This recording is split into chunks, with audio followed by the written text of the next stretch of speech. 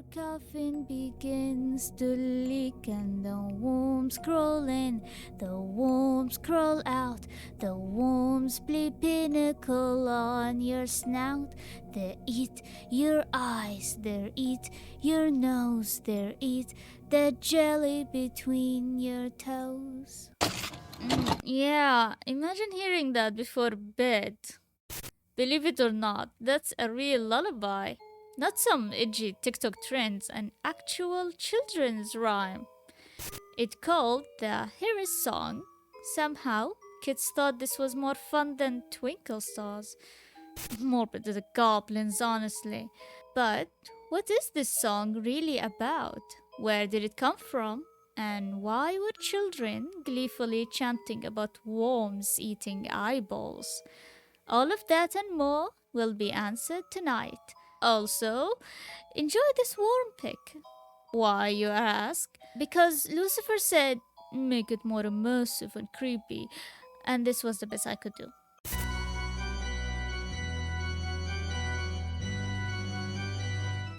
So, where did this delightful little nightmare come from? Believe it or not, it dates back way further than your creepy uncle's YouTube playlist.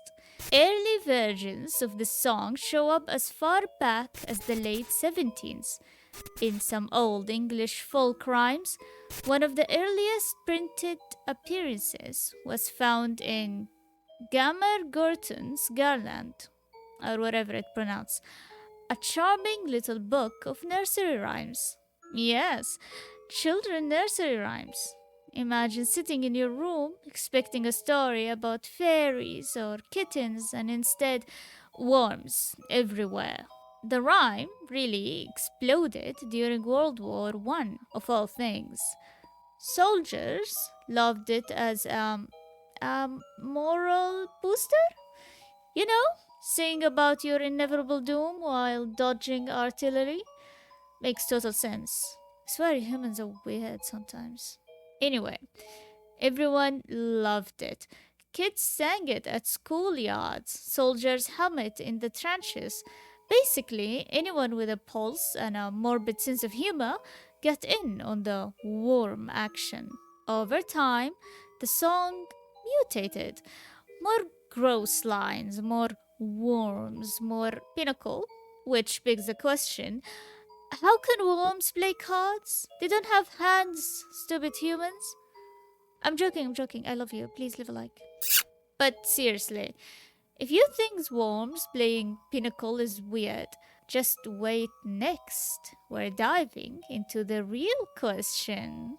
What is this song really about?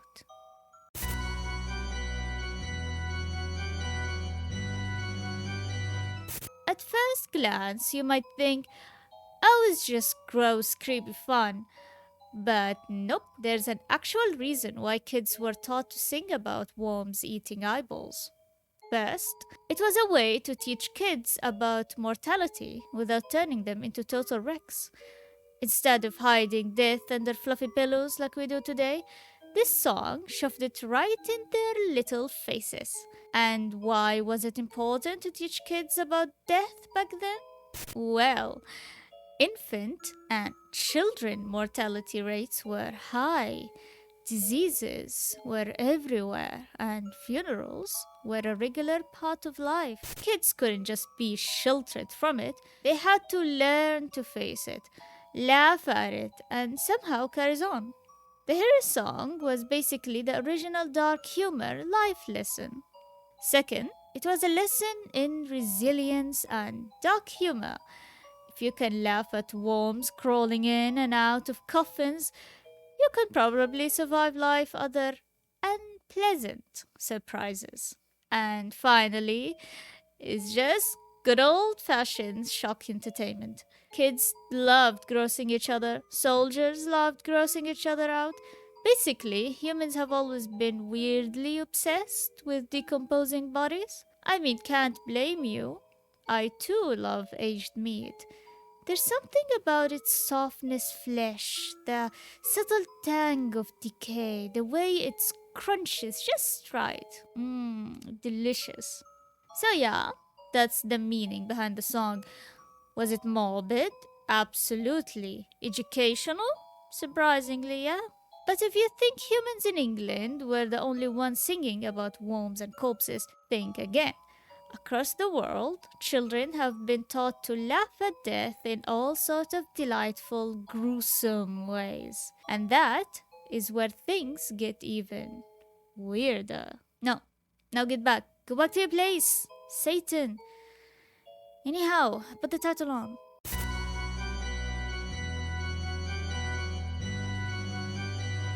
Believe it or not, humans everywhere have had a taste for morbid little songs.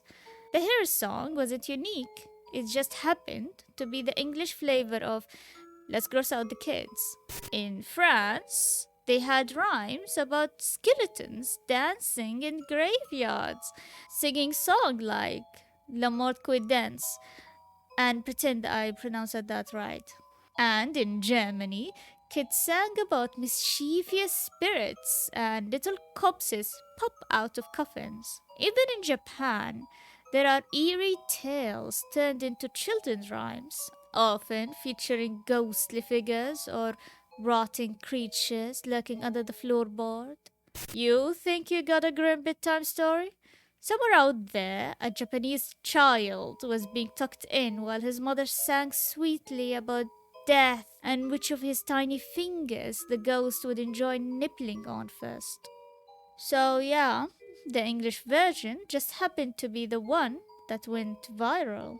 But clearly, humans have been using gross out dark humor as an educational tool for centuries. And from what I see, they're not planning on stopping anytime soon. And that's right, the hero song. Death, worms, and centuries of human weirdness. So, leave a like, subscribe, and remember, death is coming sooner or later. Might as well laugh and let the worms play a hand or two first. Oh, for Satan's sake! And with that, the light goes out. Toodles! Don't you ever laugh as the hearse goes by, for you might be the next to die. They wrap you up in big white sheet from your head down to your feet. They put you in a big black box and cover you up with dirt and rocks. All goes well for about a week. Then your coffin begins to leak and the worms crawl in, the worms crawl out, the worms play pinochle on your snout.